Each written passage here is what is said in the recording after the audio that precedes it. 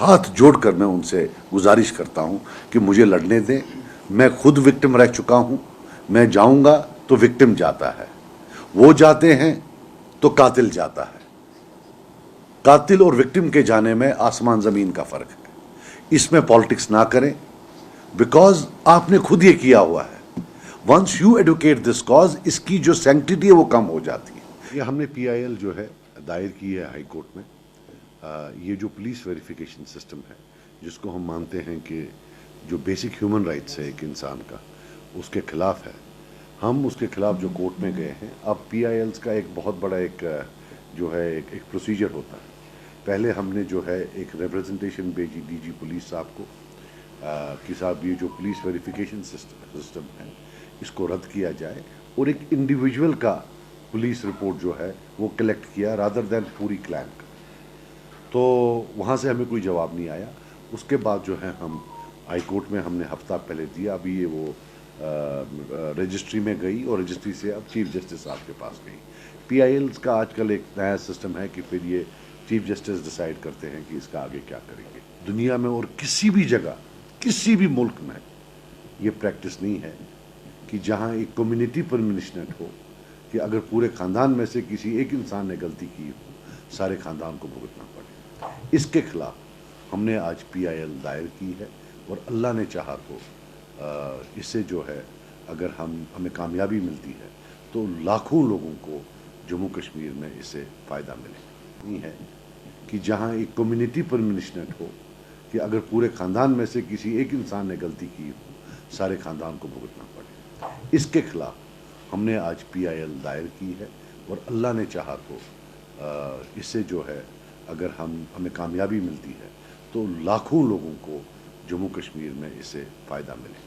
ہم نے ریسرچ کیا اس میں, تو اس میں یہ معلوم پڑا کہ جب نیشنل کانفرنس کی گورنمنٹ تھی تو وہ ملٹنٹ کے بیٹے کو ملٹنٹ مانتی تھی. They have practised the same law during their time. جتنی بھی الیکٹڈ حکومتیں آئی ہیں, ایک میں بھی تھا ایک منسٹر, سب نے یہ لا فالو کیا ہے. 1996 سے ہر سرکار نے یہ لا فالو کیا ہے, مگر فرق اتنا تھا کہ تب یہ پاسپورٹ میں جو ہے نہیں دیتے تھے. یہی کمیونٹی پنشمنٹ تھی. اب یہ پچھلے 5 سال میں بی جے پی نے جو ہے اس کو لائف کے ہر پہلو میں جو ہے اسپریڈ کیا ہوا ہے.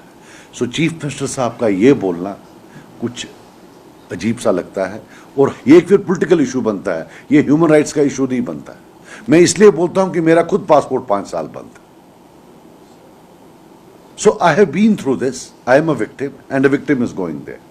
اور اس میں ہم نے بہت سارے وکٹمز کے کیسز دیے کہ کیسے کیسے کس کس کو ڈینائی کیا گیا. تو یہ جب پرانی حکومتیں تھی اس میں باضابطہ the concept of community punishment تھا. نیشنل کانفرنس کے حکومت میں سب سے زیادہ جو ہے یہ امپلیمنٹ کیا گیا, بیکاز یہ کسی جگہ بھی یہ جو قانون ہے کہیں بھی نہیں ہے کلیکٹیو پنشمنٹ کا قانون.